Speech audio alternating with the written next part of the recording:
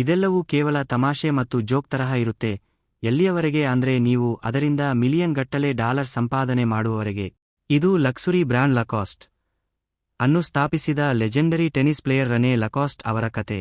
ಅವರು ತಮ್ಮ ಶರ್ಟ್ ಮೇಲೆ ತಮಾಷೆಗಾಗಿ ಮೊಸಳೆ ಕ್ರೊಕೊಡೈಲ್ ಲೋಗೋ ಹಾಕಿಕೊಳ್ಳಲು ಶುರು ಮಾಡಿದರು. ನಂತರ ಅದೇ ಮೊಸಳೆಯಿರೋ ಬಟ್ಟೆಗಳನ್ನು ಮಾರಿ ಮಿಲಿಯನ್ ಗಟ್ಟಲೆ ಡಾಲರ್ ಗಳಿಸಿದರು. ಆದರೆ ಈ ಮೊಸಳೆಯ ಜೋಕ್ ಹೇಗೆ ಶುರುವಾಯಿತು ಮತ್ತು ಅವರು ಲಕಾಸ್ಟ್ ಬ್ರ್ಯಾಂಡ್ ಅನ್ನು ಮಲ್ಟಿ ಬಿಲಿಯನ್ ಡಾಲರ್ ಬ್ರ್ಯಾಂಡ್ ಆಗಿ ಹೇಗೆ ಬದಲಾಯಿಸಿದರು? ರೆನೆ ಲಕಾಸ್ಟ್ ಅವರು ಜುಲೈ 2, 1904 ರಂದು ಫ್ರಾನ್ಸ್ನ ಪ್ಯಾರಿಸ್ನಲ್ಲಿ ಜನಿಸಿದರು. ಅವರ ಪೋಷಕರು ಸೊಸೈಟಿಯಲ್ಲಿ ಹೈ ಕ್ಲಾಸ್ ಜನರಾಗಿದ್ದರಿಂದ ರೆನೆ ತಮಗೆ ಇಷ್ಟಬಂದಿದ್ದನ್ನು ಮಾಡಬಹುದಿತ್ತು. ಆದರೆ ಅವರಿಗೆ 15 ವರ್ಷ ಇದ್ದಾಗ ಟೆನಿಸ್ ಮೇಲೆ ಆಸಕ್ತಿ ಮೂಡಿತು. ಟೆನಿಸ್ ಆಡುವುದು ಅವರಿಗೆ ಎಷ್ಟು ಇಷ್ಟವಾಯಿತು ಅಂದ್ರೆ ಅದನ್ನೇ ಕೆರಿಯರ್ ಮಾಡಿಕೊಳ್ಳಲು ಬಯಸಿದರು. ಆದರೆ ಅವರ ತಂದೆಗೆ ಇದರಲ್ಲಿ ಆಸಕ್ತಿ ಇರಲಿಲ್ಲ, ಯಾಕಂದ್ರೆ ರೆನೆ ಆಗಿನ ಟಾಪ್ ಪ್ಲೇಯರ್ಸ್ ತರ ಅಷ್ಟೊಂದು ಸ್ಕಿಲ್ ಆಗಿರಲಿಲ್ಲ. ಮಗನ ಪ್ಯಾಷನ್ ನೋಡಿದ ನಂತರ ತಂದೆ ಒಂದು ಕಂಡೀಷನ್ ಮೇಲೆ ಒಪ್ಪಿಗೆ ನೀಡಿದರು. ಅದೇನೆಂದರೆ ಮುಂದಿನ 5 ವರ್ಷಗಳಲ್ಲಿ ರೆನೆ ವರ್ಲ್ಡ್ ಚಾಂಪಿಯನ್ ಆಗಬೇಕು. ಇದು ತುಂಬಾ ದೊಡ್ಡ ಚಾಲೆಂಜ್ ಆಗಿತ್ತು. ತಂದೆಗೆ ತನ್ನ ಯೋಗ್ಯತೆ ಸಾಬೀತುಪಡಿಸಲು ರೆನೆ 3 ವರ್ಷಗಳ ಕಾಲ ತೀವ್ರವಾದ ಟ್ರೈನಿಂಗ್ ಪಡೆದರು. 1922 ರಲ್ಲಿ ಅವರು ತಮ್ಮ ಮೊದಲ ಟೆನಿಸ್ ಕಾಂಪಿಟಿಷನ್ ಆದ ವಿಂಬಲ್ಡನ್ ಗ್ರ್ಯಾಂಡ್ ಸ್ಲ್ಯಾಮ್ ಟೂರ್ನಮೆಂಟ್ ಆಡಿದರು. ಆದರೆ ಮೊದಲ ರೌಂಡ್ನಲ್ಲೇ ಸೋತರು. ತಂದೆಯ ಪ್ರೆಷರ್ ಇದ್ದಿದ್ದರಿಂದ ಈ ರಿಸಲ್ಟ್ ಅವರಿಗೆ ತುಂಬಾ ಬೇಸರ ತಂದಿತು. ಮುಂದಿನ ವರ್ಷ ಅಮೆರಿಕಾದಲ್ಲಿ ನಡೆದ ಕಾಂಪಿಟಿಷನ್ನಲ್ಲಿ 4ನೇ ರೌಂಡ್ವರೆಗೆ ತಲುಪಿದರೂ ಸೋಲಬೇಕಾಯಿತು. ಆದರೂ ಅವರು ಟ್ರೈನಿಂಗ್ ನಿಲ್ಲಿಸಲಿಲ್ಲ. 1923 ರ ವೇಳೆಗೆ ಅವರು ಫ್ರಾನ್ಸ್ನ ಡೇವಿಸ್ ಕಪ್ ಟೀಮ್ಗೆ ಸೆಲೆಕ್ಟ್ ಆದರು. ಆ ಟೀಮ್ ಎಷ್ಟು ಸ್ಟ್ರಾಂಗ್ ಆಗಿತ್ತೆಂದರೆ ಫ್ಯಾನ್ಸ್ ಅವರಿಗೆ 4 ಮಸ್ಕೆಟಿಯರ್ಸ್ ಎಂದು ಹೆಸರಿಟ್ಟರು. 1925 ರಲ್ಲಿ ಅವರು ತಮ್ಮದೇ ಟೀಮ್ನ ಜೀನ್ ಬೊರೊಟ್ರಾ ವಿರುದ್ಧ ವಿಂಬಲ್ಡನ್ ಫೈನಲ್ಸ್ನಲ್ಲಿ ಸೋತರು. ಆದರೆ ಅದೇ ವರ್ಷ ಫ್ರೆಂಚ್ ಚಾಂಪಿಯನ್ಶಿಪ್ ಗೆದ್ದರು ಮತ್ತು ಮುಂದಿನ ವಿಂಬಲ್ಡನ್ ಫೈನಲ್ಸ್ನಲ್ಲಿ ಜೀನ್ ಬೊರೊಟ್ರಾ ಅವರನ್ನು ಸೋಲಿಸಿ ಚಾಂಪಿಯನ್ ಆದರು. ಕೊನೆಗೂ ತಂದೆಯ ಕಣ್ಣಿನಲ್ಲಿ ರೆನೆ ಯೋಗ್ಯ ಟೆನಿಸ್ ಆಟಗಾರನಾಗಿ ಕಾಣಿಸಿಕೊಂಡರು. ಮುಂದಿನ ವರ್ಷ ಫ್ರೆಂಚ್ ಚಾಂಪಿಯನ್ಶಿಪ್ ಸೋತ ನಂತರ ರೆನೆ ಆ ವರ್ಷ ವಿಂಬಲ್ಡನ್ನಲ್ಲಿ ಆಡದೆ ಕೇವಲ ತಮ್ಮ ಆಟವನ್ನು ಸುಧಾರಿಸಿಕೊಳ್ಳಲು ಟ್ರೈನಿಂಗ್ ಮಾಡಿದರು. ಸೆಪ್ಟೆಂಬರ್ 1926 ರಲ್ಲಿ ನಡೆದ ಯುಎಸ್ ನ್ಯಾಷನಲ್ ಚಾಂಪಿಯನ್ಶಿಪ್ ಫೈನಲ್ಸ್ನಲ್ಲಿ ಮತ್ತೆ ಜೀನ್ ಬೊರೊಟ್ರಾ ಅವರನ್ನು ಸೋಲಿಸಿ ಚಾಂಪಿಯನ್ ಆದರು ಮತ್ತು ದ ಡೇಲಿ ಟೆಲಿಗ್ರಾಫ್ ನಿಂದ 1926 ರ ನಂಬರ್ 1 ಟೆನಿಸ್ ಪ್ಲೇಯರ್ ಎಂಬ ಶ್ರೇಯಾಂಕ ಪಡೆದರು. ಅಷ್ಟೇ ಅಲ್ಲ, ರೆನೆ ಅವರು ಟೆನಿಸ್ ಬಾಲ್ ಮೆಷಿನ್ ಅನ್ನು ಕೂಡ ಸಂಶೋಧನೆ ಮಾಡಿದರು. ಆದರೆ ಇದೆಲ್ಲವೂ ಲಕಾಸ್ಟ್ ಬ್ರ್ಯಾಂಡ್ ಸ್ಥಾಪನೆಗೆ ಹೇಗೆ ಕಾರಣವಾಯಿತು? ರೆನೆ ತಮ್ಮ ಕಠಿಣ ಪರಿಶ್ರಮದಿಂದ ಮೈದಾನದಲ್ಲಿ ಒಂದು ವಿಶಿಷ್ಟವಾದ ಸ್ಟೈಲ್ ರೂಢಿಸಿಕೊಂಡಿದ್ದರು. ಅವರು ಕೋರ್ಟ್ನ ಹಿಂಭಾಗದಲ್ಲಿ ಆಡುತ್ತಾ ಮೈದಾನದಲ್ಲಿ ಹಾವಿನಂತೆ ಅಥವಾ ಮೊಸಳೆಯಂತೆ ನುಸುಳುತ್ತಾ ಆಡುತ್ತಿದ್ದರು. 1926 ರ ವರ್ಲ್ಡ್ ಕಪ್ ಫೈನಲ್ಸ್ನಲ್ಲಿ ಅಮೆರಿಕಾದ ಅಜೇಯ ಆಟಗಾರ ಬಿಲ್ ಟಿಲ್ಡನ್ ವಿರುದ್ಧ ರೆನೆ ಅದ್ಭುತವಾಗಿ ಗೆದ್ದರು. ಅವರ ಈ ವಿಶಿಷ್ಟ ಆಟದ ಶೈಲಿಯನ್ನು ನೋಡಿ ಅಮೆರಿಕನ್ ಜರ್ನಲಿಸ್ಟ್ಗಳು ಅವರಿಗೆ ದಿ ಕ್ರೊಕೊಡೈಲ್ ಎಂದು ಅಡ್ಡಹೆಸರಿಟ್ಟರು. ಈ ಹೆಸರು ಫ್ರಾನ್ಸ್ಗೂ ಹರಡಿತು. ರೆನೆಗೆ ಈ ಹೆಸರು ತುಂಬಾ ಇಷ್ಟವಾಯಿತು, ಯಾಕಂದ್ರೆ ಈ ಹೆಸರು ಮೈದಾನದಲ್ಲಿ ಅವರ ಛಲ ಮತ್ತು ಇರಾದೆಯನ್ನು ತೋರಿಸುತ್ತಿತ್ತು. ಅದೇ ವರ್ಷ ಒಂದು ಮುಖ್ಯವಾದ ಮ್ಯಾಚ್ಗೂ ಮುನ್ನ ಅವರ ಟೀಮ್ ಕ್ಯಾಪ್ಟನ್, ನೀವು ಗೆದ್ದರೆ ನಿಮಗೆ ಒಂದು ಮೊಸಳೆ ಚರ್ಮದ ಕ್ರೊಕೊಡೈಲ್ ಸ್ಕಿನ್ ಸೂಟ್ಕೇಸ್ ಕೊಡಿಸುತ್ತೇನೆ ಎಂದು ಪ್ರಾಮಿಸ್ ಮಾಡಿದ್ದರು. ರೆನೆ ಆ ಮ್ಯಾಚ್ ಗೆದ್ದರು. ಮ್ಯಾಚ್ ಗೆದ್ದ ನಂತರ ಅವರ ಫ್ರೆಂಡ್ ರಾಬರ್ಟ್ ಜಾರ್ಜ್ ಒಂದು ಮೊಸಳೆಯ ಲೋಗೋವನ್ನು ಡಿಸೈನ್ ಮಾಡಿ ರೆನೆ ಅವರ ಬ್ಲೇಜರ್ ಕೋಟ್ ಮೇಲೆ ಎಂಬ್ರಾಯ್ಡರಿ ಮಾಡಿಕೊಟ್ಟರು. ರೆನೆ ಆ ಮೊಸಳೆ ಲೋಗೋ ಇರೋ ಬ್ಲೇಜರ್ ಹಾಕಿಕೊಂಡು ಕೋರ್ಟ್ಗೆ ಬರಲು ಶುರು ಮಾಡಿದರು. ಇದು ಫ್ಯಾನ್ಸ್ ಗಮನ ಸೆಳೆಯಿತು. ರೆನೆ ಪ್ರತಿ ಮ್ಯಾಚ್ಗೂ ಈ ಬ್ಲೇಜರ್ ಧರಿಸುತ್ತಿದ್ದರು. ಲಕಾಸ್ಟ್ ಬ್ರ್ಯಾಂಡ್ ಅಧಿಕೃತವಾಗಿ ಲಾಂಚ್ ಆಗಲು ಇನ್ನೂ 5 ವರ್ಷ ಬೇಕಾಯಿತು. ಸಣ್ಣ ವಯಸ್ಸಿನಿಂದ ಆಡುತ್ತಿದ್ದ ರೆನೆಗೆ ಒಂದು ಪರ್ಸನಲ್ ಎಕ್ಸ್ಪೀರಿಯನ್ಸ್ ಆಗಿತ್ತು.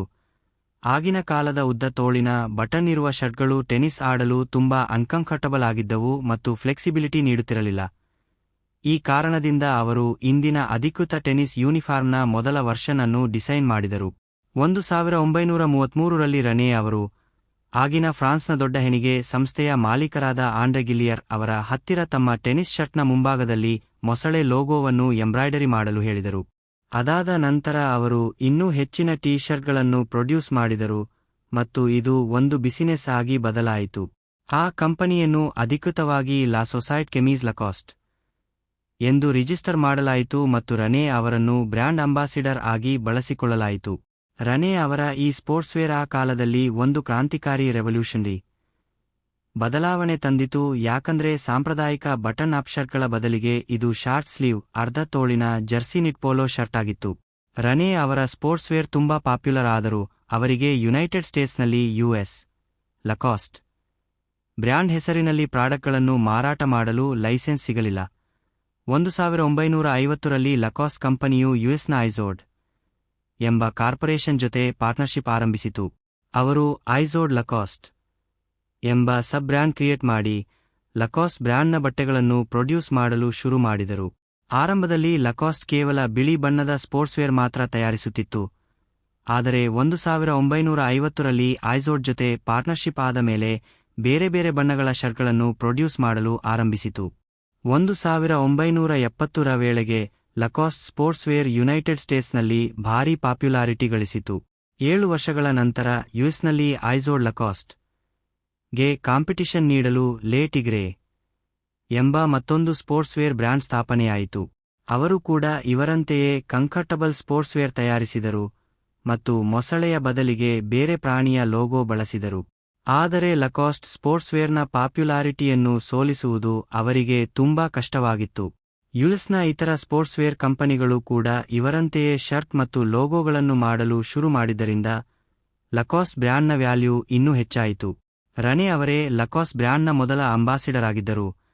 ಈ ಯಶಸ್ಸಿಗೆ ಕಾರಣ ತಾವು ಬ್ರ್ಯಾಂಡ್ ಲೋಗೋಗಾಗಿ ಯಾವುದೇ ಸೌಮ್ಯವಾದ ಫ್ರೆಂಡ್ಲಿ ಪ್ರಾಣಿಯನ್ನು ಆರಿಸಿಕೊಳ್ಳದೇ ಇದ್ದದ್ದೇ ಕಾರಣ ಎಂದು ಅವರು ಹೇಳಿದರು. 1932ರಲ್ಲಿ ಟೆನಿಸ್ನಿಂದ ರಿಟೈರ್ಮೆಂಟ್ ಪಡೆದ ನಂತರವೂ ರನೇ ಇನ್ನೋವೇಟಿವ್ ಆದ ಸ್ಪೋರ್ಟ್ಸ್ ಗೂಡ್ಸ್ಗಳನ್ನು ಡಿಸೈನ್ ಮಾಡುವುದನ್ನು ಮುಂದುವರಿಸಿದರು. 1960ರ ದಶಕದಲ್ಲಿ ಅವರು ಅಭೂತಪೂರ್ವ ಸ್ಟೀಲ್ ರಾಕೆಟ್ ಅನ್ನು ಡಿಸೈನ್ ಮಾಡಿದರು.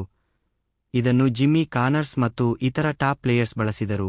ಇದು ಲಕಾಸ್ಟ್ನ ಸಾಮ್ರಾಜ್ಯವನ್ನು ಕೇವಲ ಸ್ಪೋರ್ಟ್ಸ್ವೇರ್ನಿಂದ ಸ್ಪೋರ್ಟ್ಸ್ ಗೂಡ್ಸ್ವರೆಗೂ ವಿಸ್ತರಿಸಿತು. 1964ರಲ್ಲಿ ರನೇ ಅವರ ಮಗ ಬರ್ನಾರ್ಡ್ ಲಕಾಸ್ಟ್ ಕಂಪನಿಯ ಜವಾಬ್ದಾರಿಯನ್ನು ವಹಿಸಿಕೊಂಡರು. ಅವರು ಲಕಾಸ್ಟ್ ಮತ್ತು ಐಝೋಡ್ ನಡುವಿನ ಪಾರ್ಟ್ನರ್ಶಿಪ್ ಉಸ್ತುವಾರಿ ನೋಡಿಕೊಳ್ಳುತ್ತಿದ್ದರು.